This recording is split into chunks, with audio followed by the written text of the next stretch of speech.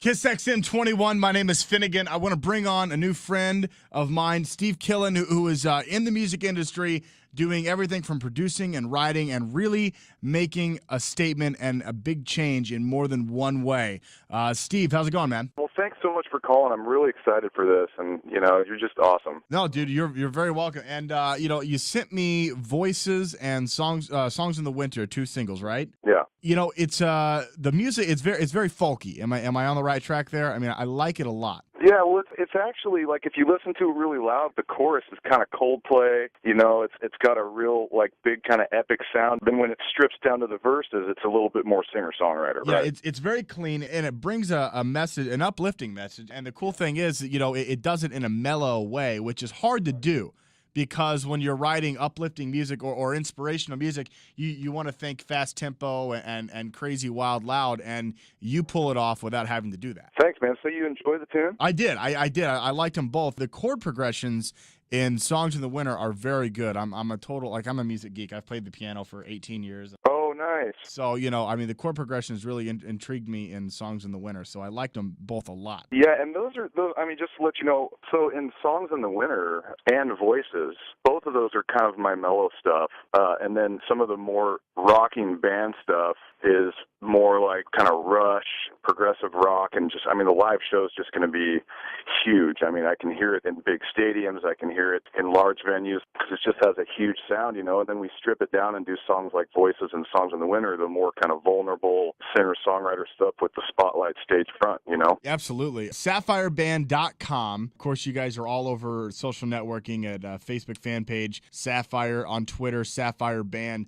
Talk about the Voices project, because it's not, obviously it's a title song that you have, but this is a whole project is what it is. Talk about that. Yeah, absolutely. Actually, the best way to describe that is to actually tell you the story of how I wrote the song. I woke up one morning and I said, I'm going to write a song today. I was sitting there sitting on my couch just going, what should I write about? And I was thinking to myself, I always write about me or some experience that I have. So this time, what would everyone want to sing about? If I could get, 100,000 people, 1 million people into the same venue or series of venues, what would everyone want to sing about, not just me? So it's kind of a worldview song, very inspirational. It's kind of a response to world conflict, natural disasters, underfunded social programs, domestic hunger, you name it, But that's where I was really trying to come from, and I was thinking if I could get those 100,000 people to sing together, what kind of impact that would have on those people and connecting with each other and solving different problems that we need to solve as a race. And then so I wrote the song, and I was just thinking, okay, kind of a cool idea, right? Because I would never try to do something like this without the good song. And so when I realized I had written a good song, I was like, well, why not try to form a project to have 100,000 people sing together? Don't come from a place of fear in life, come from a place of possibility. Absolutely. And the song is so good. Obviously, it was chosen as the primary anthem for the movie Tapping the Source, and that's starring Michael Beckworth, right, and Bob Proctor. Correct, yeah. Now, did you work with those guys in the film? Did you make any adjustments to the song, or did they just take it as is and say, we love it the way it is, we're going to put it right in the movie? Actually, what happened is I got hired to do the original score for Tapping the Source, which I composed with my colleague and friend Matt Burnett. And then I said, God, I've got this song that just fits the message of the movie perfectly. They listened to it, the producers listened to it, the music supervisor, Dave Austin, a good friend of mine, listened to it, and everyone just kind of made an executive choice. Man, this is the perfect anthem for this movie. But, the movie has a great message. If all of you haven't seen it, it's tappingthesourcemovie.com. It's kind of a funny story. We actually, after doing the original score and doing the anthem music and the soundtrack, we got hired to do the mixing and everything, too. So I got to work directly with the producers and got to meet Michael Beckwith, and it was a great time. Wow, fantastic. Now, am I pronouncing it right? Is it NAMI or NAMI? NAMI. It's the National Alliance on Mental Illness. Okay. Now, talk about that and how you're involved and the Voices Project gets in that, because that's a huge part of the whole deal. It's a huge part of it, and I know that the 100,000 voices is kind of a lofty goal, so you need to prove to the public that you're serious about it, and so it's all about what are we doing now. So right now, through April 2nd, we are donating 50% of proceeds from the song Voices and 10% of total sales on the album to the National Alliance for Mental Illness in response to the shooting in Tucson, because it's,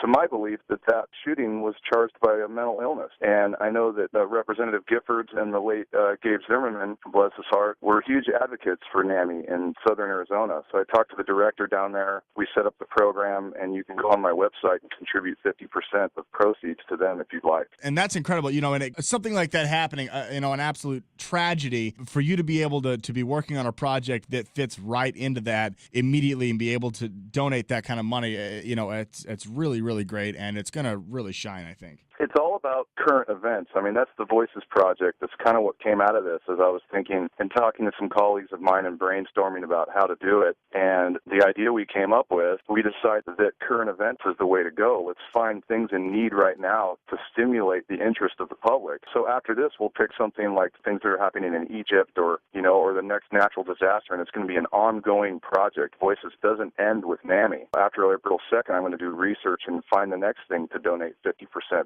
If I really wrote this song for the world and for the 100,000 people to sing together, 1 million people to sing it together, then I have a responsibility as the writer to be true to my words and actually contribute to those causes. And I'm committed to giving 50% of proceeds of this song for the life of the song, and songs never die, my friend. That is huge. The album Crashing Tiles, it was written as a symbol of hope with an experience of loss.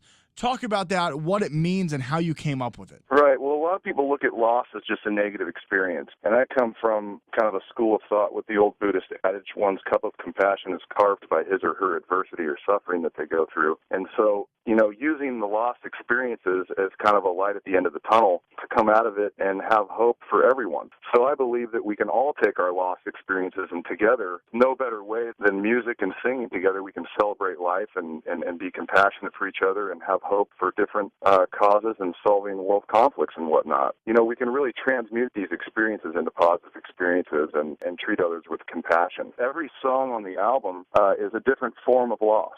So, except for Voices is kind of the overall message, but every other song has a message of something that either I've lost or a story about. There's one in there called War Cries, where a kid has lost his father to war. It's kind of a war story, and he realizes that he's not a warring individual. He's 10 years old, and he realizes there's a world out there that doesn't have war. Wow. So, it's really great that you're able to incorporate this project with so many different aspects of what's going on today. Obviously, world tragedies are going to happen, but this is something that's going to make it positive. And going back to the music, making the loss a symbol of hope, that's great. That's what music should be about, making every negative situation as positive as you can, and it's great that you're doing that through music. Obviously, you got to thank some people.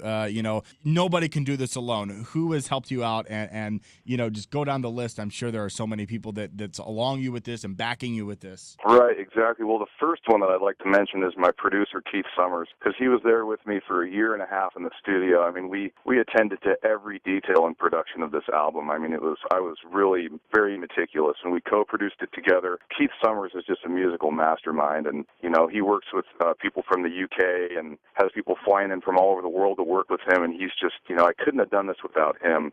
Secondly, Matt Burnett, he helped me arrange the tunes, and obviously he was my partner in crime doing the original score for Tapping the Source as well, but he also helped me with the record, Crashing Tiles, Sapphire Band, and helped me with piano arrangements and whatnot. And then, of course, this whole opportunity with Voices was really broken wide open from the producers of Tapping the Source, Bill Gladstone and Gail Newhouse. Bill Gladstone is a huge book agent. He's an agent for writers like Deepak Chopra and Mark Victor Hansen, very influential in the spiritual kind of writing.